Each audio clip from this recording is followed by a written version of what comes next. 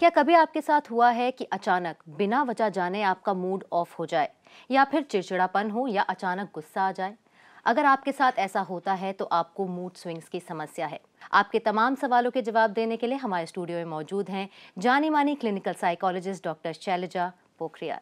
शैलजा जी, बहुत बहुत स्वागत है आपका। सबसे पहले मैं आपसे यही जानना चाहूँगी कि आखिर मूड स्विंग्स होते क्या हैं? राइट। मूड स्विंग्स एक तरह के परवेसिव, बहुत ही देर तक रहने वाले इमोशंस होते हैं। यूजुअली ये कुछ टाइम तक शॉर्ट लिव्ड भी रहते हैं और इनमें इमोशंस तरह के जैसे कि डर, घबराहट, गुस्सा आना, चिड़चिड़ापन होना, इस तरह के लेडीज़ में ज़्यादातर कॉमनली पाए जाते हैं। अच्छा। मेन में थोड़े कम होते हैं और इन्हीं को हम मूड स्विंग्स बोला करते हैं। मूड स्विंग्स किस वजह से होते हैं? अचानक कैसे हो जाते हैं? इसके मूड स्विंग्स के काफ़ी कॉजेज़ हैं। Most common cause is stress factor. आजकल की जो मेट्रोपॉलिटन सिटीज़ में जो स्ट्रेसफुल लाइफ है उसको लेकर बहुत ही लोगों को स्ट्रेस होता है। Basically specially I would say for ladies, क्योंकि वो घर का और बाहर का दोनों ही काम उनको संभालना पड़ता है, साथ में बच्चों की responsibility. Other causes can be genetic, जैसे कि फैमिली में कोई डिप्रेशन, कोई साइकोटिक डिसऑर्डर या कोई मूड डिसऑर्डर्स जिनको हम बोलते हैं। Third cause can be biological cause as well, जिसमें कि हम लोग समझाते हैं पेशेंट को कि कुछ न्यूरोट्रांसमिटर्स जैसे कि नॉरएपिनेफ्राइन, डोपामाइन का इम्बैलेंस होना। बहुत ही कॉमन कॉज लेडीज़ में स्ट्रेस होने का ये भी है हार्मोनल इम्बैलेंसेस। अच्छा। जैसे कि मेनोपॉज के तुरंत बाद या मेंस्ट्रुएशन साइकिल लड़कियों में होता है, बॉयज़ में भी बेसिकली प्यूबर्टी के जस्ट बाद। इवन मेन में भी मूड स्विंग्स होते हैं, जैसे कि वर्क प्रेशर की वजह से या पर्सनल मेन की हम बात कर रहे हैं और यहाँ जी। पर हमारे पास अभिषेक हैं दिल्ली से। अभिषेक जी, बहुत बहुत स्वागत है आपका। पूछिए अपना सवाल।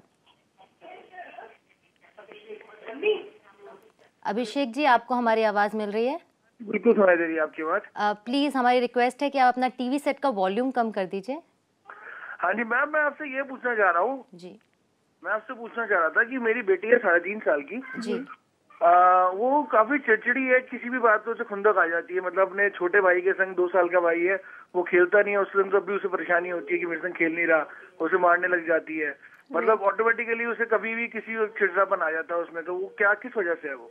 अच्छा, ये अपनी बेटी के लिए पूछ रहे हैं कि छोटी बच्ची में मूड स्विंग्स हैं। राइट। सी बेसिकली छोटे बच्चों में जो मूड स्विंग्स होते हैं, हम लोग ज़्यादातर इन जेनेटिक और बायोलॉजिकल कॉजेज़ को इतना नहीं ध्यान में रखते हैं। क्यों? क्योंकि छोटे बच्चों में, जैसे इन्होंने बोला, छोटे भाई से लड़ती हैं। So the most common cause what we understand can be sibling rivalry, छोटे भाई से चिड़चिड़ापन। अच्छा। दूसरा कॉज एक बहुत इंपॉर्टेंट छोटे बच्चों में होता है, एक कायोटिक फैमिली एनवायरनमेंट जिसमें बहुत ही चिड़चिड़ापन हो सकता है घर में बच्चे माँ बाप से या किसी और टेंशन की वजह से इस तरह से रिएक्ट कर रहे हैं।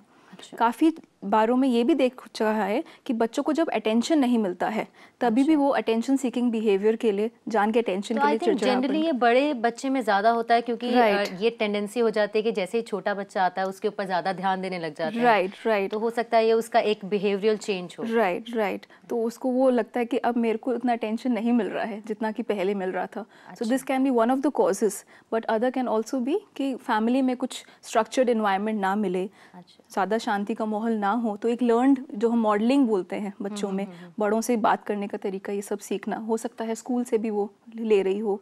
या एक और बहुत इंपॉर्टेंट फैक्टर हो सकता है कि उसकी स्कूल की टेंशन हो, पढ़ाई में वो ठीक ना चल रही हो। अच्छा, तो बेसिकली यहाँ पे अभिषेक जी की जो प्रॉब्लम है उसका सोल्यूशन यही है कि वो अपनी बेटी पे ज़्यादा ध्यान दे। उम्मीद करते हैं कि आपके सवाल का जवाब आपको मिल गया होगा। रूपाली हैं। रूपाली जी, पूछिए अपना सवाल। रूपाली जी, आपको हमारी आवाज़ मिल रही है? जी मैम। जी, पूछिए अपना सवाल। बहुत बहुत स्वागत है आपका। ये कह रहे हम कि मतलब अभी मतलब जी मैम। रूपाली जी, आपके टीवी सेट का वॉल्यूम अगर आप कम कर दें तो आपकी आवाज़ हमें क्लियर मिल जाएगी। लगता है उनसे संपर्क हमारा टूट गया है। हम यहाँ पे बात कर रहे थे, लेडीज़ में तो मूड स्विंग्स होते ही हैं, साथ में मेन में भी होते हैं। उनकी क्या क्या वजह है?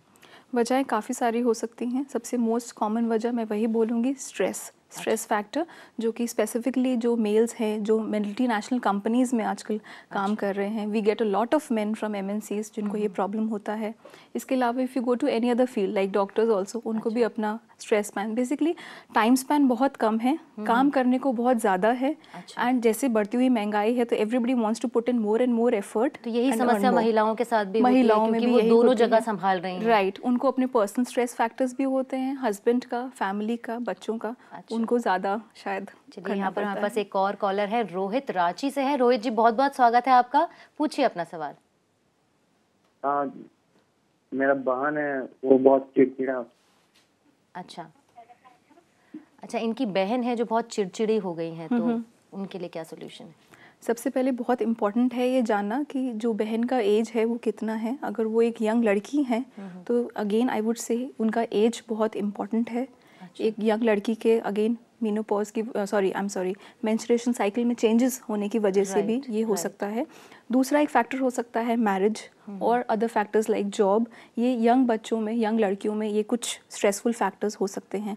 मेरे ख्याल से उनको अपनी रूटीन को थोड़ा चेंज करना चाहिए, उसमें उनको थोड़ा स्ट्रक्चर लाना चाहिए, कितने बजे उठना है, कितने बजे प्लान आउट करनी चाहिए एक्टिविटीज़, सो दैट जो वो प्लानिंग कर रही हैं चीज़ों की वो थोड़ी प्रॉपर हो, so that she is able to reach her goal जो वो करना चाहती हैं। तो कुछ स्ट्रेस भी हो सकता है? कोई स्ट्रेस हो सकता है। ऐसे लोगों से ज़्यादातर बात करके और एक पॉजिटिव मॉरल सपोर्ट रखकर उनको एक पॉजिटिव वे में देखना चाहिए और उनसे बात करने की कोशिश करनी चाहिए। तो यहाँ पे बहुत ज़रूरी हो जाता है फैमिली मेंबर्स का उनको समझना और उनसे बातचीत करना। तो उम्मीद करते हैं रोहित जी आपको अपने सवाल का जवाब मिल गया होगा। गीता है, गीता जी पूछिए अपना सवाल। हाँ जी, good morning ma'am. Good morning ma'am, मुझे ये पूछना था कि मेरी डॉटर जो है वो 13 इयर्स की है और बेटा जो है वो 8 इयर्स का है। तो पहले मैं मेरी डॉटर को ज्यादा ध्यान देती थी, शायद बेटा हो गया उसके बाद उसको कम ध्यान मिला है। पढ़ाई में बहुत वीक हो गई है एंड इतनी चिड़चिड़ी हो गई है कि अब्यूसिव लैंग्वेज भी यूज करने लगी है। जैसे अगर सुबह को लेट हो रहा होता है, मैं कहती हूँ बेटा हॉर्न बज रहा है बस का, जल्दी उतरो नीचे, तो वो कहती है हाँ मैं बहरी नहीं हूँ। तो मुझे बड़ा हर्ट करता है, क्यों ऐसे इतना बिहेवियर उसका चेंज होता जा रहा है। पढ़ाई में भी ध्यान उसका नहीं है और छोटा भी बेटा पहले सुनता था, बिकॉज बड़ी वाली नहीं सुन रही है तो अब वो भी नहीं सुनने लगा है। शायद ये भी रीजन है कि इनके जो फादर हैं वो सारा डिपेंड करता है मेरे ऊपर कि मैं कैसे घर को मैनेज करती हूँ, क्या करती हूँ। सुबह से रात तक वो बिजी रहते हैं, तो वो भी कई बार डांट देते हैं मुझे, तुमने ये नहीं किया, वो नहीं किया। शायद वो उनको कॉपी करती है। मैं उसको बहुत समझाती हूँ, उसको लगता भी है, कभी रिपेंट भी करती है, मम्मा मैंने गलत किया, मुझे ऐसा नहीं करना चाहिए था, but still again she behaves like that only. जी गीता जी, आप परेशान ना हो, इनके तो बच्चों की समस्या यहाँ पर फिर से आ गई है। राइट, आई थिंक ये सिमिलर प्रॉब्लम है जो अभी जिसको हमने एड्रेस किया था।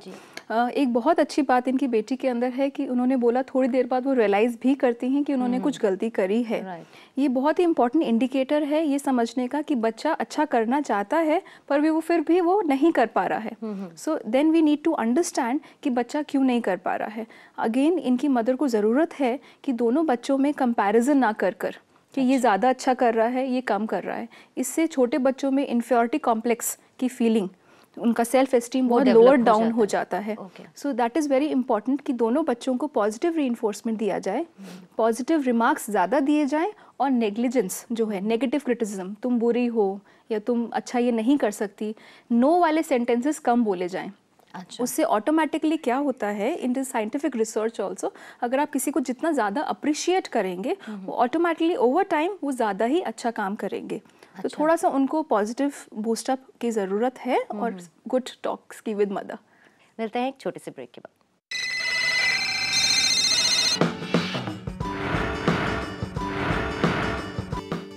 कॉल फॉर केयर में आपका स्वागत है और आज हम बात कर रहे हैं मूड स्विंग्स की। स्ट्रेस और डिप्रेशन इसके मेजर सिम्टम्स हैं। फिलहाल रूबी हैं हमारे साथ फोन लाइन पर बैंगलोर से। रूबी जी, बहुत बहुत स्वागत है आपका, पूछिए अपना सवाल। Good afternoon, ma'am. Good afternoon. My marriage has happened on February 2010. It's 10 months. Okay. So after 2 months, I got pregnant, and due to some tensions, again I lost my baby. Then I am not staying with my in-laws. This is my second pregnancy. I am in my parents' house. It's 4 months. Again, the same situation has cropped up, and like. मतलब मुझे फिर से pregnancy है, फिर से tension है, ना पति है ना सास ससुर का फोन आ रहा है 3 महीने से और इतना स्ट्रेस है, पापा मम्मी मतलब मुझे मारते हैं और मुझे वॉमिटिंग हो रही है, मैं क्या करूं, बहुत परेशान हूँ। I don't want to lose this child but. जी, तो इनकी बहुत ही गंभीर समस्या है। एक बार अपना बच्चा खो चुकी हैं और अब दूसरी बार भी वही समस्या आ रही है, वही स्ट्रेस है, तो ये अपने आप को बचाना चाहती हैं अब। रूबी जी के लिए मुझे एक बहुत इम्पॉर्टेंट सजेशन देना है कि इस वक्त उनको अपना काम रखना बहुत ज़रूरी है, no matter what comes. I know it is easy to say but not to do, but this जो उन्होंने अपने सिम्टम्स पहले बताए हैं, that is called the pre partum depression, जिसमें कि एक माँ को एंग्जाइटी बहुत ज़्यादा होती है कि जो मैं बच्चे को जन्म दे पा रही हूँ क्या वो ठीक होगा, क्या मैं उसका केयर कर पाऊँगी। इस एंग्जाइटी के साथ साथ उनको एक हस्बैंड का सपोर्ट का बहुत इंपॉर्टेंट ज़रूरत है इस वक्त, and of course in laws का। अगर बहुत सी महिलाएं जो है इंडिया में जिनको इन लॉज का सपोर्ट नहीं मिलता है, ऐसी सिचुएशन में इम्पॉर्टेंट है कि एक स्ट्रक्चर्ड एनवायरनमेंट, घर में शांति होना बहुत ज़रूरी है। अगर हो सके तो वो थोड़े दिन के लिए अपनी मदर के पास रहने के लिए जा सकती हैं। If the situation is not possible then ask her husband कि कुछ अलग जगह पे वो रह सके, जहाँ पे उनको इतना शोर शराबा और मेंटल टेंशन 24 आवर्स ना हो पाए। Worst come to worst situation में अगर रूबी को इन सब में से रास्ते कोई भी नहीं मिल रहे हैं तो वो अपना ही एक रूटीन बनाए, जिसमें कि प्रेग्नेंट वुमेन के लिए भी योगा के आसन्स आते हैं, प्राणायाम कर सकती हैं, वो सिंपल योगा के आसन्स कर सकती हैं, थोड़ी देर के लिए वॉक पे जा सकती हैं, और पॉजिटिव सेल्फ एफर्मेटिव स्टेटमेंट्स जिनको हम बोलते हैं पॉजिटिव सेल्फ टॉक, वो अपने साथ कर सकती हैं। और हस्बैंड का सपोर्ट अगर उनको मिले तो बहुत ही अच्छी बात है। तो रूबी जी को हम यही सजेस्ट करेंगे कि वो अपना ख्याल खुद ही रखें और बिल्कुल भी स्ट्रेस में ना आए, ये आपके लिए ठीक नहीं है। हमारे साथ नेहा है इस वक्त फ़ोन लाइन पर। नेहा जी बहुत बहुत स्वागत है आपका, पूछिए अपना सवाल। हेलो, पूछिए अपना सवाल। हेलो, हाँ मैम जी। मुझे ये पूछना था कि मैं 24 इयर्स की हूँ और मुझ में काफ़ी चिड़चिड़ापन है। मेरी मॉम मुझे कुछ बोलती है या फिर मेरे पेरेंट्स मुझे कुछ अच्छी बातें भी समझाते हैं तो भी मुझे काफ़ी चिड़चिड़ापन सा आ जाता है। मैं खुद में चिढ़ जाती हूँ, कभी कभी ऐसा लगता है मैं खुद को हर्ट करूं, ऐसा फील होता है। अच्छा, तो इनके खुद की समस्या है, ये चिड़चिड़ी है, खुद रियलाइज भी करती हैं कि चिड़चिड़ी है। राइट। आई थिंक आपने बहुत अच्छे से अपने आप को इंट्रोस्पेक्ट किया है और समझा है। देखिए, अग्रेशन जो होता है यूजुअली डिप्रेशन लेडीज़ में, वो अग्रेशन के फॉर्म में या सोमैटिक सिम्टम्स, बॉडीली सिम्टम्स जैसे कि थकान वगैरह के रूप में आता है। इनको जो प्रॉब्लम है वो है, दो तरह के एंगर होते हैं। एक होता है एक्सप्लोजिव, जो लोग कुछ महिलाएं चिल्लाकर अपना गुस्सा निकालती हैं, और दूसरे होते हैं implosive. I think she is one of the implosive, जो अपना गुस्सा अपने अंदर ले रही हैं और इसीलिए सेल्फ हार्म जैसी टेंडेंसीज इनके अंदर आ गई हैं। मैं ये कहूँगी ये टेंडेंसीज बिल्कुल भी अच्छी नहीं हैं। इंसान ऐसे तरह के थॉट्स अगर इंसान को आते हैं तो one must quickly go to some psychiatrist और a psychologist for a mental health professional help के लिए। दूसरा चीज़ मैं इनको बोलूँगी कि जो इनके स्ट्रेसफुल फैक्टर है, जो चीज़ इनको परेशान कर रही है, उसके सल्यूशन को अप्लाई करें, उसके बारे में सोचें, रादर देन सिर्फ प्रॉब्लम के बारे में अपने आप को सोचते रहना उसके बारे में, because just thinking will never help. तो नेगेटिव थॉट्स को बाहर निकालना है, नेगेटिव थॉट्स को कॉन्ट्रडिक्ट करना है। ऐसे में हम ज़्यादातर पेशेंट्स को बोलते हैं कि थॉट डायरी लिखिए। एक तरह का ये कैथार्सिस होता है, पेशेंट अपने नेगेटिव फीलिंग्स को बाहर निकाल पाता है। ऐसे में फ्रेंड्स के साथ बात करना भी बहुत हेल्पफुल होता है, जो उनको ऐसे वक्त पे हेल्प कर सकते हैं, या किसी ऐसे न्यूट्रल इंसान के साथ जो उनके इमोशंस को समझ सके और उसका मजाक ना उड़ाएं। अच्छा, तो यहाँ पर एक सच्चे दोस्त का होना बहुत ज़रूरी है, और अगर वो नहीं है तो राइट योर माइंड, अपने माइंड को लिख लीजिए, शायद आपके अंदर के नेगेटिव थॉट्स बाहर आ जाएं। इस वक्त नीलू जी हैं हमारे साथ फ़ोन लाइन पर। नीलू जी बहुत बहुत स्वागत है आपका, पूछिए अपना सवाल। Good morning ma'am. Good afternoon ma'am. Actually my problem है कि मैं बहुत ज़्यादा बहुत जल्दी इरिटेट हो जाती हूँ।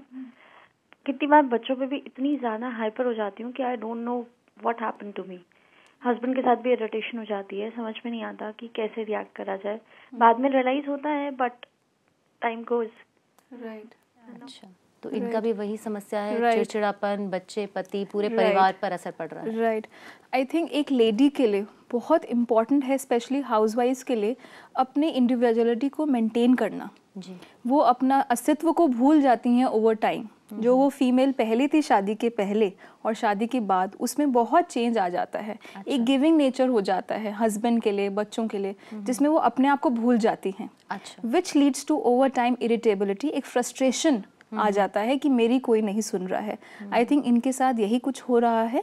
इनको अपने आप को कुछ हॉबीज़ में या कुछ ऐसी रिक्रिएशनल एक्टिविटीज़ में इंगेज करना चाहिए जिससे इनको एक सेल्फ सेटिस्फैक्शन का फीलिंग हो, इनको खुशी हो कि ये मैंने किया है and it gives a name for me in the society, so that will bring a name in her. उससे उनको थोड़ा खुशी होगा। इसके अलावा बहुत ज़्यादा एक लाइन के बियॉन्ड अगर आपसे एफर्ट नहीं हो रहा है तो मैं रिक्वेस्ट करूँगी कि वो ना करें। बहुत ज़्यादा एक्सपेक्टेशन रखना भी एक हद तक फ्रस्ट्रेशन बिल्डअप करता है, बहुत भी फ्रस्ट्रेशन।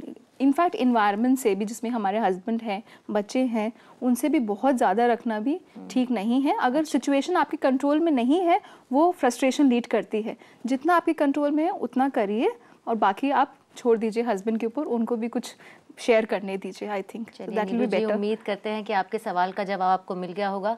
यहाँ वक्त है एक छोटे से ब्रेक का।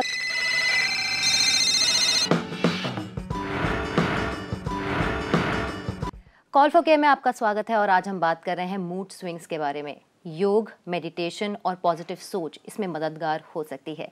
फिलहाल फोन लाइन पे हमारे साथ अनीता जी हैं पटना से। अनीता जी पूछिए अपना सवाल। अनीता जी अपना टीवी सेट का वॉल्यूम कम कर दीजिए प्लीज। जी, मेरे हस्बैंड हैं जो मतलब हमेशा गुस्सा करते रहते हैं और जैसे मेरे मायके वाले को भी पसंद नहीं करते हैं और कोई भी बात हमसे शेयर नहीं करते हैं। वो किसी से फोन पर बात करते रहेंगे तब हमको पता चलेगा कि वो क्या करने वाले हैं या कहीं जाना है या कुछ भी। और जैसे अभी 2-3 दिन पहले कोई बात नहीं था, सब कुछ ठीक चल रहा था। अचानक से हमको बोलते हैं तुम्हारा दिमाग नहीं है, सबको अपने था समझ रखी है। और वो बात मेरे को अभी तक मेरे दिमाग से नहीं निकल रहा है कि, और मेरे को जल्दी से दिमाग से कोई बात निकलता नहीं है। जैसे वो कुछ डांट देंगे, कुछ बोल देंगे तो हम सब कुछ नॉर्मल उनको खाना दे रहे हैं, कर रहे हैं, सब कुछ करते हैं, लेकिन अंदर अंदर मेरे दिमाग में वो चलता रहता है और कुछ भी हम ऐसा जवाब नहीं देते हैं। कभी कभी बहुत दिन के बाद हम अचानक से बहुत तेज एकदम बोल देते हैं। जैसे परिवार को भी इनका साथ मेरे साथ ऐसा है, अच्छा बिहेव नहीं करते, हमेशा चोड़नी कुछ हमारे ऊपर इल्जाम लगाए हुए हैं। तो हम हमेशा बोल देते हैं कि आपकी मम्मी ऐसे नौटंकी करती है, ये करती है। एक दिन ऐसे ही बहुत गुस्सा हुआ था, कभी सालों के बाद, तो एक बार ऐसे बहुत चिल्ला दिए थे पे।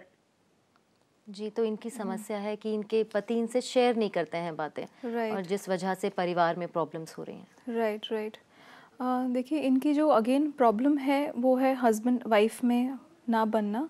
I think this is purely a case of marital therapy with yes husband को भी। आई थिंक जिनको जिस तरह से इनको मूड स्विंग्स हो रहा है, आई थिंक हस्बैंड को भी हो रहे हैं। जिस तरह से वो अपना चिड़चिड़ापन, अपना फ्रस्ट्रेशन अपनी वाइफ पे उनको गलत नेम्स दे के बुला रहे हैं, which is very wrong. We understand that, but then अगर कोशिश करें कभी वो शांति अच्छे मूड में हो तब उनको प्यार से समझाया जाए कि जब उनको गुस्सा आता है तो उस बात को अगर सही ढंग से वो बोलेंगे तो शायद उसका इम्पैक्ट उनकी वाइफ पे बेटर होगा रादर देन उनके लिए गलत नेम से उनको बुलाना।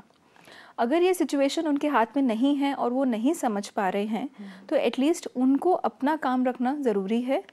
इग्नोरेंस वो कर सकती हैं। उनको हमेशा जब भी वो प्यार से बात करें तो इमिडिएटली उनको रिप्लाई बैक करें, और जब वो गुस्से से बात करें तो उनको थोड़ा सा अगर इग्नोरेंस कर सकें ताकि वो बिहेवियर फ्रीक्वेंसी कम हो जाए। तो यहाँ पे ज़रूरत है बैलेंस बनाने थोड़ा सा बैलेंस बनाने की और उनको पॉजिटिवली बार बार रीइंफोर्स करने की कि वो ढंग से बात कर पाएं। जी अनीता जी, उम्मीद करते हैं कि आपके सवाल का जवाब आपको मिल गया होगा। फिलहाल अर्जुन है हमारे साथ फोन लाइन पर। अर्जुन जी बहुत बहुत स्वागत है आपका, पूछिए अपना सवाल। नमिता जी नमस्कार। नमस्कार। ऐसा है कि मैं आपका प्रोग्राम जो है ना मॉर्निंग का प्रज्ञा प्रभात वो रेगुलरली देखता हूँ। शुक्रिया। तो उसमें जो आपके को होस्ट हैं विशाल स्वामी जी और आप कभी तो बहुत एक दूसरे को क्रिटिसाइज करते हैं, कभी आपकी बड़ी दोस्ती हो जाती है। तो इतने ज्यादा मूड स्विंग्स कैसे होते हैं आपके? और रोज ही मैं देखता हूँ ये सब। तो आपका सवाल हमसे है या फिर आपका कोई सवाल है? ये मैं आपसे सवाल कर रहा हूँ। जी, ये सवाल आप हमसे मत कीजिएगा क्योंकि हमारा तो ये काम है करना, और कभी कभी हम चाहते हैं कि आपको इन्फॉर्मेशन दे, कभी नोक झोंक हो, आपका एंटरटेनमेंट भी हो। तो दोनों जगह हम बैलेंस बनाते हैं कि आप बोर भी ना हो, एंटरटेनमेंट भी होता रहे और साथ साथ में आपको इन्फॉर्मेशन भी मिलती रहे। उम्मीद करते हैं कि आपके सवाल का जवाब आपको मिल गया होगा। जी, मेरा आपसे ये सवाल है कि जब भी हम मूड स्विंग्स के बारे में बात करते हैं तो क्या सोल्यूशन हो सकता है कि हम इमीडिएट अपने मूड स्विंग्स पे कंट्रोल कर लें? राइट। मूड स्विंग किस फॉर्म में हो रहा है ये देखना बहुत ज़रूरी है। मोस्टली वूप स्विंग्स दो तरह से आते हैं, या तो बहुत ही लो मूड होना या छोटी सी बात पे बहुत ज़्यादा खुश हो जाना। ये दो तरीके से आते हैं। कभी कभी कुछ लोगों को घबराहट भी होती है और गुस्सा भी आता है। ऐसे में बहुत इम्पॉर्टेंट है कि अपने आप को समझें, अपने आप को इंट्रोस्पेक्ट करना शुरू करें, अपने आप को देखें कि हम किस तरह से रिएक्ट कर रहे हैं। क्या ये सिचुएशन में गुस्सा कर या चिल्लाकर हमारी बात अगर पूरी हो रही है, या उसी सिचुएशन में अगर हम शांत रह के अपनी बात को पूरा करने की कोशिश करें तो शायद सामने वाला भी उसको ज़्यादा एक्सेप्टेबिलिटी से लेता है जी, राइट। अगर हम उसी सिचुएशन में बहुत ही लो मूड फील कर रहे हैं, बहुत ही हमको बुरा लग रहा है, तो ऐसे में अपने आप को ज़्यादा देर तक आइसोलेशन में नहीं रखना चाहिए। तुरंत से उस डार्क रूम से निकल कर बाहर निकलना चाहिए, दोस्तों से बात करनी चाहिए। कुछ लोग अपनी हॉबीज़ भी प्रैक्टिस करते हैं, कुछ लोगों को पढ़कर, रीडिंग, म्यूज़िक, डिफरेंट एक्टिविटी से उस सिचुएशन से निकलना है, उसको ज़्यादा देर तक परसिस्ट नहीं होने देना है। अच्छा, ये बहुत इंपॉर्टेंट है, बिकॉज अगर वो परसिस्ट करेगा then we will fall down into a loop of like depression, mania and may be साइकोसिस। तो वो साइकेट्रिक सिम्टम्स में हम लोग जाना शुरू कर देंगे। तो यहाँ पर ये कहा जा सकता है कि आमिर खान का जो फॉर्मूला है all is well, all is well. I think self talk, positive self talk is very good for a person. और खुद को समझाएं कि अभी सब ठीक है, सब ठीक हो जाएगा, कोई प्रॉब्लम नहीं है। राइट। उसका जो परसेप्शन है वो उसको बहुत ही ओवर इम्पोज या बहुत बड़ी तरीके से नहीं देखना है। अगर आधा ग्लास खाली है तो आधा ग्लास भरा भी है जी। बहुत बहुत शुक्रिया आपका हमारे स्टूडियो में आने के लिए और ये तमाम जानकारी हमें देने के लिए। Thank you so much.